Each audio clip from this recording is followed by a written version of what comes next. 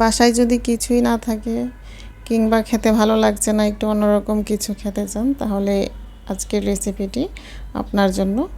বিসমিল্লাহির রহমানির রহিম। আসসালামু আলাইকুম। Cooking blog by Kamrun Nahar YouTube চ্যানেলে আপনাদের সবাইকে স্বাগতম। দেখতে যতটা সুন্দর দেখাচ্ছে, খেতেও কিন্তু ঠিক ততটাই লোভনীয় হয়েছিল। আর আজকের রেসিপিতে আমি যা যা ব্যবহার করব, এখানে নিয়ে নিয়েছি 2টা ডিম, 2টা পেঁয়াজ আর বড় রসুন অর্ধেকটা কুচি করে নিয়েছি, 2টা হচ্ছে চাপা শুটকি, তারপর ধনেপাতা কুচি, 2 থেকে 3টা কাঁচামরিচ, একটা টমেটো। তো আশা করি আপনারা দেখতে পেরেছেন আমি কি কি নিয়েছি। তারপর আমি এখানে চুলায় প্যানে তেল বসিয়ে দিলাম, আর তেলটা গরম হয়ে আসার পর আমি এখানে পেঁয়াজ কুচি রসুন কুচিগুলো দিয়ে ভালোভাবে নেড়ে চেড়ে নিব।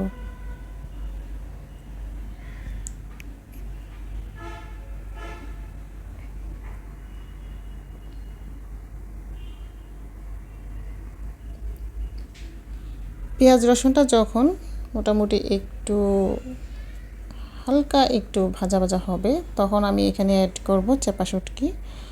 আর আমি এখানে 2টা চাপা শুটকি দিয়েছি, আপনারা চাইলে একটাও দিতে পারেন কিংবা তার চেয়ে বেশিও দিতে পারেন, কোনো সমস্যা নাই। আমি এখানে 2টা চাপা শুটকি দিয়েছি। আর তেলের পরিমাপটা যদি বলি, যে কোনো খাবারে তেলটা কিন্তু পরিমাণ করে খাওয়াই ভালো। আর ভাজি জাতীয় খাবারে তো তেলের পরিমাপটা আমরা যারা গৃহিণী আমরা তো জানি, আর যারা নতুন তাদের সুবিধার্থে আমি বলবো, এখানে চা চামচ আছে, ওই চা চামচ দিয়ে 2 থেকে 3 চামচের মতো দিলেই হবে। আর আসলে এটা হচ্ছে, আমি সবসময় বলি, রান্নাটা হচ্ছে একটা শিল্প।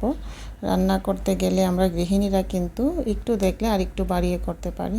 যারা নতুন শেখার জন্য তাদের সুবিধার্থে বলবো, তেল চা চামচ দিয়ে 2 থেকে 3 চামচ পরিমাণ দিবেন।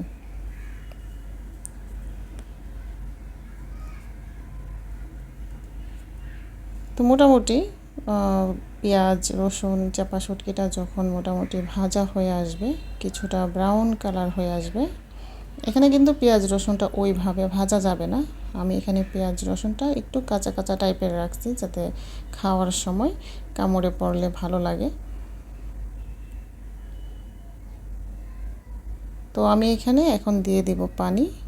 পানিটা অ্যাড করার পর এটাকে ভালোভাবে নেড়ে চেড়ে আরও কিছুক্ষণ আমি নেড়ে চেড়ে নিব।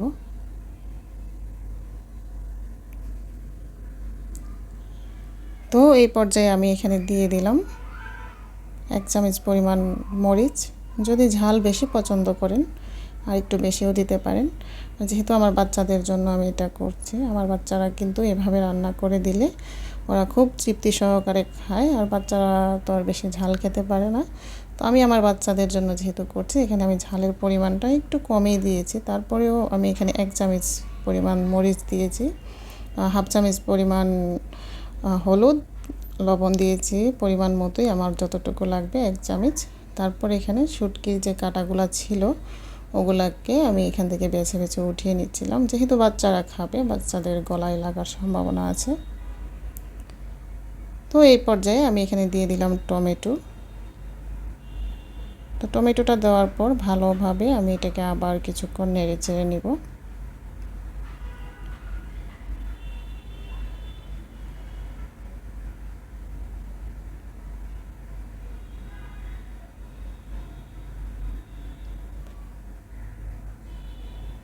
যারা এই পর্যন্ত আমার ভিডিওটি দেখে এই পর্যন্ত এসেছেন, আমার নতুন আপু ভাইয়া আঙ্কেল আন্টি যারাই আসছেন, প্লিজ দয়া করে একটি লাইক দিয়ে সম্পূর্ণ ভিডিওটি কন্টিনিউ করুন।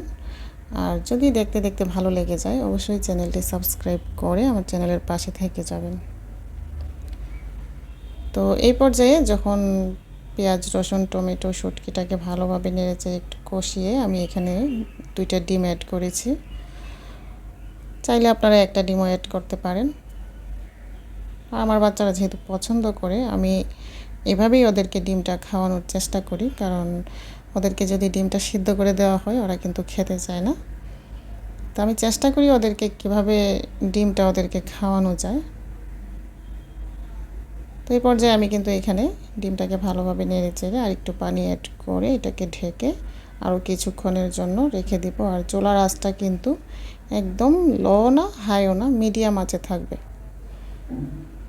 আসলে বাচ্চারা কিন্তু ডিমটা পছন্দ করে না। যেসব বাচ্চারা ডিম পছন্দ করে না, বাচ্চা কিংবা বড় মানুষ সবার ক্ষেত্রে আমি বলবো, যারা ডিম পছন্দ করে না তারা কিন্তু এইভাবে ডিমটা খেতে পারেন। ডিম কিন্তু আমাদের শরীরের জন্য খুবই প্রয়োজনীয় একটি উপাদান।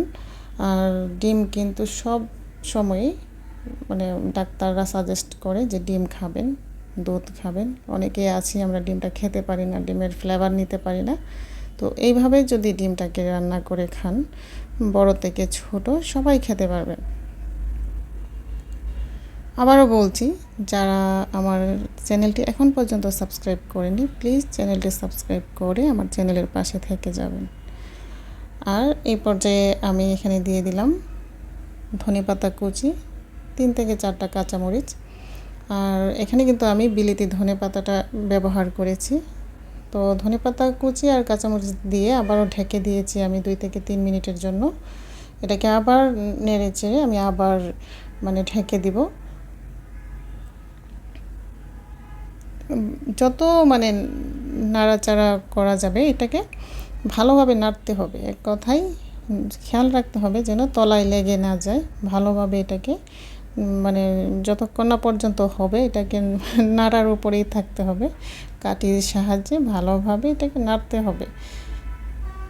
আসলে যে কোনো জিনিস, ধরুন আমরা যে কোনো জিনিস, খাওয়ার জিনিস, এটা যদি একটু কষ্ট হয় দেখা যাবে এই জিনিসটার টেস্ট কিন্তু একটু বেশি। তো এটা কিন্তু ওরকম যে একদম আহামরি উপাদান লাগে ওরকম কিছু না, কিন্তু দেখা যায় অল্প উপকরণেই কিন্তু এটা করতে অনেকটাই টাইম লাগবে। হয়তো আমি ক্যামেরায় আপনাদেরকে দেখাচ্ছি 5 থেকে 6 মিনিট 7 মিনিট, আসলে কিন্তু ওরকম না। তো মোটামুটি দেখুন আমার কিন্তু এটা একদম হয়ে গেছে। একটুকু পানি নাই নিচে, পানিটা একদম শুকিয়ে গেছে। আমি কিন্তু এটাকে অনবরত নাড়ার উপরেই ছিলাম।